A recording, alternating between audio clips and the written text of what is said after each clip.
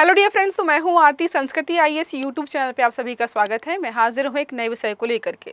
हर्षद मेहता द्वारा किए गए घोटाले के बारे में हम सबको पता है, हमने मूवीज और वेब सीरीज के माध्यम से समझ रखा है। सिमिलर जो है उसी प्रकार का घोटाला हुआ है। कहा जा रहा है कि हर्षद मेहता के बाद दूसरा इतना बड़ा घोटाला। मार्केट वैल्यू 3000 करोड़ की कंपनी की है। राजेश एक्सपोर्ट, आपने कंपनी का नाम सुना होगा। 15 लाख करोड़ का घोटाला इस कंपनी ने किया है और ये गुजरात का व्यक्ति है। 1989 में इसने अपनी कंपनी स्टार्ट की थी। अब ये घोटाला किया कैसे गया है? ये जो राजेश एक्सपोर्ट है मेनली जो है गोल्ड के एक्सपोर्ट का काम करती है। इनका मानना, इनका कहना कि भाई हम गोल्ड को पिघलाते हैं और उसको जो है अलग अलग देशों में जाकर के बेचते हैं। अब ये घोटाला हुआ कैसे, क्यों हुआ, कितने रुपए का घोटाला हुआ और कैसे जो है अभी तक पकड़ा नहीं गया? 1989 से जो है अभी तक ये घोटाला चल रहा था। और अगर आप इसके जो है शेयर मार्केट में इसके शेयर्स की वैल्यू देखेंगे तो लगातार पिछले काफी सालों से धीरे धीरे गिरती जा रही थी। इसका मतलब लोगों को समझ में तो आ रहा था कि कुछ गड़बड़ चल रहा है। और इस बीच देखेंगे एलआईसी ने अपना 10% यहाँ पर लगा रखा है। मतलब जब दिख रहा था एलआईसी को कि भाई इसके शेयर्स की वैल्यू लगातार कम होती जा रही है तो वो पैसा क्यों लगाया गया, इन सभी प्रश्नों के हम यहाँ पर जवाब ढूंढने वाले हैं। तो 15 लाख करोड़ के जो एलिगेशंस लगाए गए साबित नहीं हुए हैं, इस पर सेबी ने इल्जाम लगाया है। सेबी स्टॉक एक्सचेंज मार्केट हमारा सारा देखती है और क्योंकि शेयर बाजार के एक व्यक्ति ने यहाँ पर कंप्लेन की थी, उसको बहुत सारी खामियां दिखी थी। वो क्या थी मैं आपको समझा दूंगी। और इतना इंपॉर्टेंट क्यों है ये समझना कि आखिरकार क्या हो रहा है। हम देखते हैं कि आजकल सभी शेयर मार्केट में पैसा लगाते हैं, जिसकी वैल्यू ज्यादा हो जाती है और जिसकी तरफ लोग भागना शुरू करते हैं कि भाई ये बहुत बढ़िया कंपनी से पैसा लगाओ, सब लोग लगाते हैं। सिमिलर जो है लोगों ने इसकी कंपनी पर भी भरोसा किया और बहुत सारे पैसे लगाए। देखो यहाँ पर क्या लिखा है, दुनिया की सबसे बड़ी गोल्ड रिफाइनिंग कंपनियों में से एक बन गई थी। 1989 में स्थापित की गई यह कंपनी पूरी दुनिया में फेमस थी। सेबी की शुरुआती जांच में खुलासा होता है कि इन्होंने जो अपना रेवेन्यू दिखाया कि भाई हम इतना इनकम जनरेट कर रहे हैं, उसमें देखा कि 15 लाख करोड़ के आसपास फर्जी है, वो कहीं कमाया ही नहीं गया है, वो सिर्फ और सिर्फ डॉक्यूमेंट्स में है। और यही सबसे बड़ी समस्या है।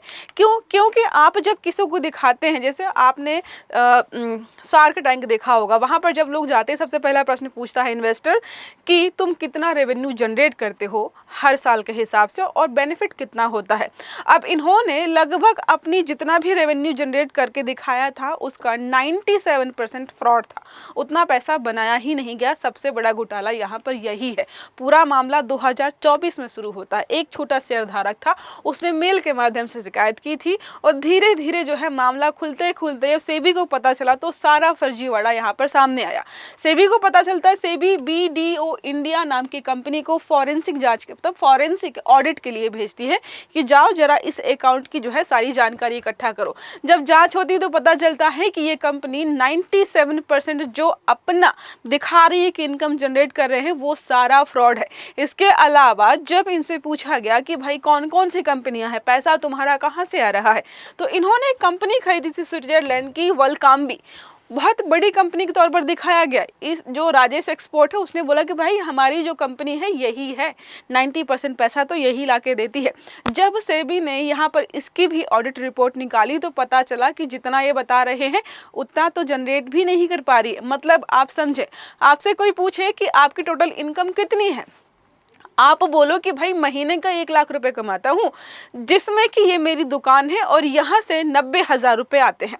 जब रिपोर्ट निकाली जाती है तो पता चलता है जहाँ से आप 90,000 रुपए का दावा कर रहे हैं वो मात्र और मात्र 9,000 रुपए ही जनरेट कर पा रही। बाकी कहाँ से पैसा आ रहा है इसके आप कागजात दिखा ही नहीं पा रहे हैं, ना ये प्रूफ कर पा रहे हैं। सिमिलर इनके साथ होता है, जो ये इनकी शाखा थी ये बता ही नहीं पा रहे थे इसके माध्यम से, तो एक कंक्लूजन निकला कि भाई इसकी भी जो कमाई है वो ना के बराबर है। मतलब जो भी रेवेन्यू जनरेट करके दिखा रहे हैं कि 15 लाख करोड़ हमने कमाया है, उसका 97% फर्जी है, बाकी आप समझिए थोड़ा बहुत ही कमाई हो रही थी। अब इसके बाद होगा क्या? जब हमने देखा कि सेबी ने क्या क्या एलिगेशंस लगा दिए हैं, रिपोर्ट बनाना शुरू कर दिया है, तो बहुत सारी इनके खिलाफ कार्यवाहियां होंगी। देखो लिखा है PLI बेनिफिशियरी जो है स्टेटस इसका खो सकता है। MCA प्रोब भी इसको जो है झेलना पड़ जाएगा। अब इन सब के चलते हुआ ये है कि जो शेयर मार्केट में ये कंपनी लिस्टेड थी, इसका देखिएगा अब जो है लोअर सर्किट पर हिट कर गई है। अब ये लोअर सर्किट क्या होता है, अगर आपने शेयर मार्केट पे पैसा लगाया है तो आपने देखा होगा ये जो ग्राफ है कुछ इस प्रकार से चलता है, इन दो लाइंस के बीच ही हमेशा ये ग्राफ घूमता रहता है। इसको हम बोलते हैं अपर सर्किट, इसको बोलते हैं लोअर सर्किट। इसका मतलब भाई ये मैक्सिमम वैल्यू होती है और ये मिनिमम वैल्यू होती है। अब जब ये मैक्सिमम वैल्यू पर था अपनी राजेश एक्सपोर्ट, लगभग जो है 800 से 900 रुपये पर जो है इसका शेयर बिकता था। अभी आप देखेंगे तो 100 रुपये के आसपास भी इसका शेयर नहीं है। इसका मतलब यहाँ पर ये हुआ, जब सेबी की रिपोर्ट आई तो लोगों ने सारा पैसा निकालना शुरू कर दिया, धीरे धीरे निकालना शुरू किया और इसकी जो है हालत अभी बहुत खराब हो गई है। अब बात कर लेते हैं राजेश मेहता के बारे में, जो ये पूरे स्कैम के पीछे आपको दिखाई देगा। इसने कब शुरू किया, कैसे शुरू किया और कैसे जो है इतना बड़ा इम्पैक्ट या इतना बड़ा फ्रॉड यहाँ पे किया। अब बाकी LIC का क्या होगा वो तो हम बाद में देखेंगे, क्योंकि अभी और भी रिपोर्ट्स आना इस पे बाकी है। जितनी चीजें हमें पता चल गई हैं वो सारी हम यहाँ पे डिस्कस करने वाले हैं। अब इसका पूरा केस तो हमने समझ लिया, कहाँ से कैसे आया ये भी प्रश्न था, ये भी हमने समझ लिया है। 15 लाख करोड़ का ये मामला हमने देख लिया है। अब बात करते हैं इस कंपनी की शुरुआत कैसे होती है। तो लगभग 60 साल पहले राजेश मेहता जो गुजरात के आसपास कहीं इलाके में रहते थे, इन्होंने क्या किया, बेंगलोर में जाते हैं और एक अपनी जो है ज्वेलरी की शॉप, यहाँ पर कह सकते हैं थोड़ी छोटी सी कंपनी जो है स्टार्ट करते हैं, जिसका नाम रखा राजेश एक्सपोर्ट। इसके पहले क्या करते थे, ये गुजरात वगैरह से लेकर के चांदी वगैरह बेंगलुरु वगैरह के आसपास भेजा करते थे। बाद में इन्होंने कंपनी स्टैब्लिश कर दी और बढ़ते बढ़ते ऐसा हुआ कि भाई पूरी दुनिया में सबसे बड़ी कंपनी बन गई, जो कि गोल्ड वगैरह का ट्रेड कर दिया, गोल्ड वगैरह को एक्सपोर्ट करना शुरू कर दिया। इन्होंने दिखाया कि हमने जो है हजारों टन जो है सोने को पिघला करके अलग अलग देशों में बेचा है, जबकि इन्होंने कहीं नहीं बेचा है। सिमिलर सा सीधा सा हम समझे तो इनका ये दिखाई दे रहा है कि इन्होंने एक इनकम को, मतलब इन्होंने बताया कि भाई हमने एक सोने का, या जो सोने का ईंट होता ना, गोल्ड बार को इन्होंने 10 जगह दिखा रखा है कि हमने इससे पैसे कमाए, इससे पैसे कमाए। एक ही चीज को जो है बार बार रिपीटेड मोड में यहाँ पर जो है इन्होंने लेयर्ड इनकम जनरेट कर रखी, वो समझ में आ रहा है।